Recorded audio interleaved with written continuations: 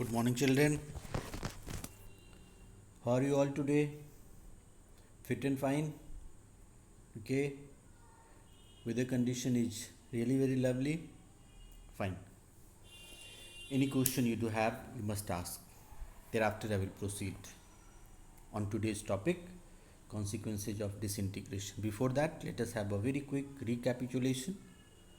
We begin with the toppling of the Berlin Wall in 1989, then the historic chain of events that led to the collapse of the Second World, the end of the Cold War, the way Germany got divided after Second World War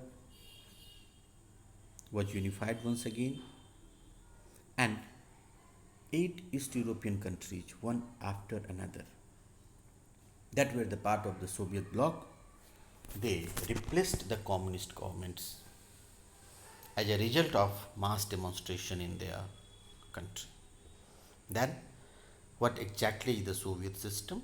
We discussed that. Gorbachev and the disintegration, Mikhail Gorbachev and the role played by Boris Yeltsin, we discussed it. And why did this Soviet Union disintegrate? We discussed yesterday. Fine. That may be the nationalist dissatisfaction, economic or political stagnation, okay, its internal weakness, bureaucratic norms, okay, those things. Today we are going to discuss consequences of disintegration. What impact did it have on world politics, and three broad kinds of enduring changes that took place as a result of this disintegration. Fine. This collapse of the Second World, children, of the Soviet Union and the socialist system in Eastern Europe, it had profound consequences for the world politics. Okay? And here we will be discussing the three broad kinds of enduring changes that came out, okay, or that resulted from it. Fine. Very first, it meant that end of the Cold War confrontations. Simply, it meant that the end of Cold War confrontations, certainly, and the ideological dispute between the socialist system and the capitalist system, between the Western world and the Eastern world, was not an issue anymore. Okay, there was no ideological dispute. As this dispute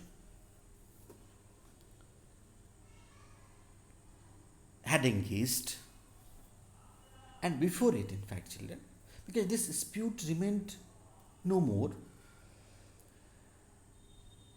whether socialist system would beat the capitalist system or capitalist system would beat the socialist system, it was no more an issue. As this dispute had also engaged the military of the two blocs, so it had triggered a massive arms race and accumulation of nuclear weapons, because the mutual suspicion that my opponent, they do have the more number of arms and ammunition, so I must try to maximize my stock. I must keep piling the stocks for myself. So it had triggered a massive arms race and accumulation of nuclear weapons, and it had led to the existence of military blocs. So the end of the confrontation demanded an end to this arms race and a possible new era of peace. So a possible new peace they demanded. Okay? The second part now. First changes, the three enduring changes, what we told. The second one we are going to discuss, children. First one, any question you do have, you ask. If you didn't understand that the Cold War confrontation ended, ideological dispute was no more. Okay, no more ideological dispute. As it had engaged the military blocs, a massive arms race had started, so they also demanded that this arms race must come to an end and a possible new era of peace should begin. Okay, second change is power relations in world politics changed. So influence, the relative influence of ideas and institutions also changed. If power relations had changed, so their relative influence of ideas and institution was bound to change. It changed, and the end of the Cold War left open only two possibilities. First, either the remaining superpower would dominate and create a unipolar system, fine, or different countries or groups of countries could become important players in the international system. Okay, different countries or groups of countries, they could um, they could become important players in the international system, thereby bringing in a multipolar system where no one could dominate. And I think this was the best way. This would have been the best outcome. Okay, as it turned out, the US became the sole superpower. Okay,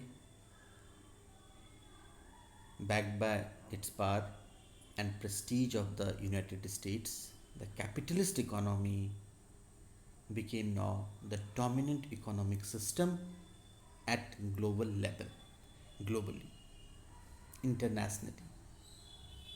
Okay, institutions like World Bank and International Monetary Fund, World Bank and International Monetary Fund became powerful advisors now. Okay, politically, the notion of liberal democracy, International Monetary Fund and World Bank became powerful advisors, and politically the notion of liberal democracy and capitalism, it emerged as the best way to organize political life. So ultimately it was the triumph of, it was the victory of the United States and its ideology. So liberal democracy and capitalism had been accepted globally. Second change, three enduring change we are discussing as its consequences. The third one, the end of the Soviet bloc meant the emergence of many new countries, because earlier it was only the Soviet system. Now different others also emerged. Fine.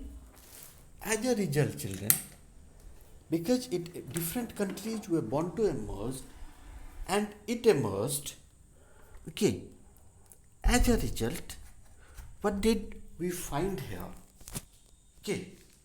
What did we find as a result? That all these countries had their own independent aspirations, they had their own choices. Okay, they had their own independent aspirations, they had their own choices, and some of them, in particular, the Baltic and the East European states, they expressed their wish and they wanted to join the European Union. Okay, and also they wanted to become the part of North Atlantic Treaty Organization, NATO. Fine. When different new countries emerged, they were independent countries and countries with independent aspirations. They had choices, they had. So, some of them they wanted to join the European Union, they wanted to become the part of the North Atlantic Treaty Organization. And the Central Asian countries, they were having the different view. They wanted to take the advantage of their geographical location, children. Okay, and they continued their close ties with Russia and they wanted to establish ties with the West, the US, China, and others. Means now they didn't opt to depend solely on one group. Okay, clear. So, international, the international system saw different new players, many new players emerging on the global level, on the international uh, scene, came into limelight, and all these countries were there with its own identity, with its own interest, with its own economic and political difficulties. Okay, so what exactly were their political difficulties? What exactly were their economic difficulties? That we would discuss in our next class as well. But these three enduring changes, children, left a far-reaching impact. Okay, as remember what had been started by Mikhail Gorbachev, because and Mikhail Gorbachev is also having the tag of the last leader of the Soviet Union.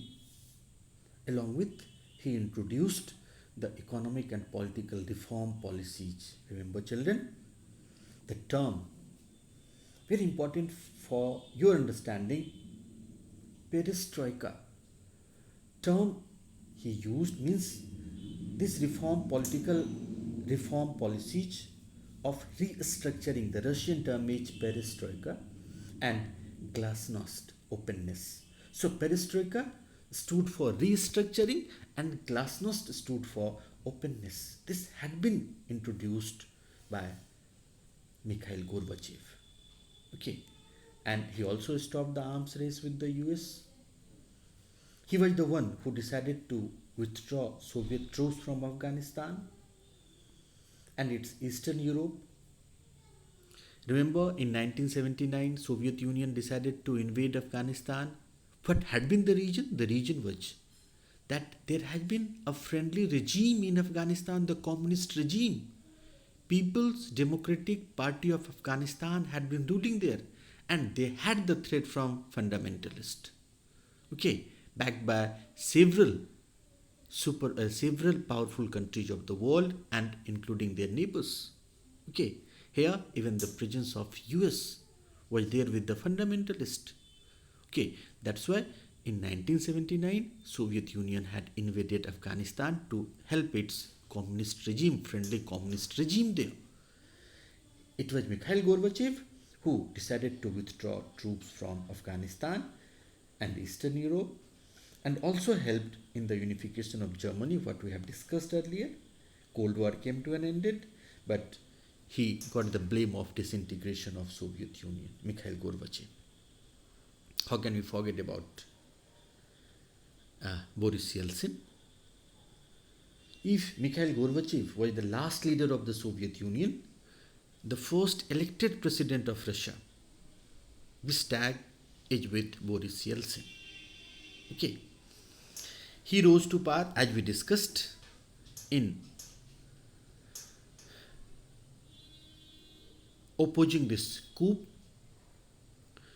and remember that he was made mayor of Moscow city by Mikhail Gorbachev, and later he also joined the critics of Gorbachev and he went out of Communist Party, left the Communist Party, and he didn't hesitate in leading the protest against the Soviet regime in 1991.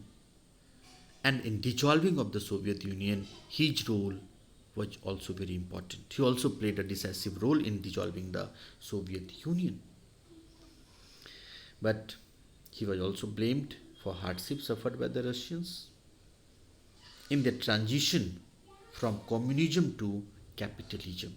What we discussed in the transition from communism to capitalism, children, under shock therapy. What shock therapy? We had in post-communist regime. The topic what we will discuss next day. Therapy simply means a kind of a solution. Therapy means a way to resolve the problem.